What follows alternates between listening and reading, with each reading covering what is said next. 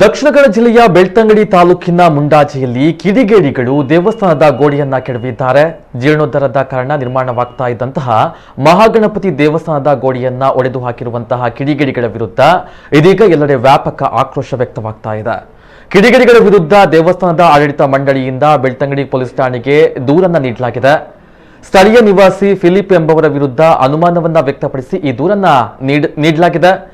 Philip ಹಾಗೂ ದೇವಸ್ಥಾನದ ನಡುವೆ ಜಾಗದ ತಕರಾರು ಇದ್ದು ಇದೇ ವಿಚಾರವಾಗಿ ಕೃತ್ಯ ನಡೆಸಿರುವಂತಹ ಶಂಕೆ ವ್ಯಕ್ತವಾಗ್ತಾ ಇದ್ದು ಸದ್ಯ ಕಿಡಿಗೇಡಿಗಳ ವಿರುದ್ಧ ಕ್ರಮವನ್ನ ಕೈಗೊಳ್ಳುವಂತೆ ವಿಎಚ್ಪಿ ಆಗ್ರಹವನ್ನ ಮಾಡಿದೆ. ನಾವು ಮತ್ತೆ ನಮ್ಮ ಸಂಘದ ಮತ್ತೆ ಇಲ್ಲಿಯ ಕಮಿಟಿ ಎಲ್ಲ ಊರಿನವರೆಲ್ಲ ಸೇರಿ ಒಂದು ನಿರ್ಧಾರಕ್ಕೆ ಬಂದಿದ್ದೇವೆ. 2-3 ಗಂಟೆ ಒಳಗಡೆ ಅವರು ಆ ಕಾನೂನನ್ನು ತಗೊಳ್ಳಿಲ್ಲ ಅಂತಾದ್ರೆ ಮುಂದಿನ ಕ್ರಮ ಇಡೀ ದೇಶದಲ್ಲಿ ಗೊತ್ತಿದೆ ನಿಮಗೆ ಏನು ಮಾಡ್ತದೆ ಹಿಂದುತ್ವ ಅಂತ ಹೇಳಿ.